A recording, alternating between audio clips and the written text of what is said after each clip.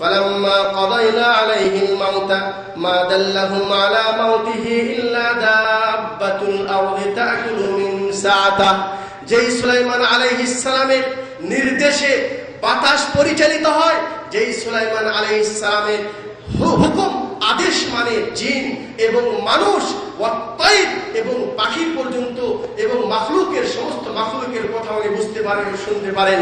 অথচ সেই সুলাইমান আলাইহিস সালাম মৃত্যুবরণ করে লাঠির উপর দাঁড়িয়ে আছেন, দাঁড়ানো অবস্থায় মারা গেছেন।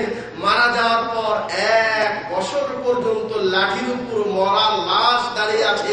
আর জিনেরা মনে করেছে সুলাইমান আমাদের সামনে জীবিত আছে। সুলাইমানের ভয়ে তার পক্ষ থেকে যে নির্দেশগুলি দেওয়া ছিল কাজ করার, সেগুলি কাজ করেই যাচ্ছে এবং তারা মনে করেছে সুলাইমান জীবিত আছে।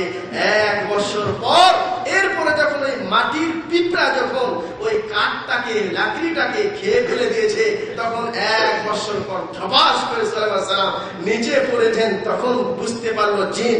কি বুঝতে পারলো জিন? ফালাম্মা খাররা তাবায়্যানাতিল জিন্নু আল্লাউ কানু ইয়ালামুনাল গায়বা মা লাবিসু ফিল আযাবিল মুহিন। বড় শিক্ষণীয় বিষয় আছে এই কথা, এই আয়াতে বড় একটি শিক্ষণীয় বিষয় আছে। সেটা কি? জিন, যেই জিনকে আল্লাহ পাক অনেক বেশি ক্ষমতা দিয়েছে এবং আমাদের অনেকেই মনে করে, অনেক মানুষ মনে করে জিনেরা গায়েব জানে। আল্লাহ বলছেন ফালাম্মা খাররা, যখন সুলাইমান সেই লাঠিটা যখন পিঁপড়ায় খেয়ে যখন পড়ে গেল, তখন বুঝতে পারলো জিনেরা যে আল্লাহ কানু ইয়ালামুনাল গায়ব মা লাবিসু ফিল আযাবিল মুহিন।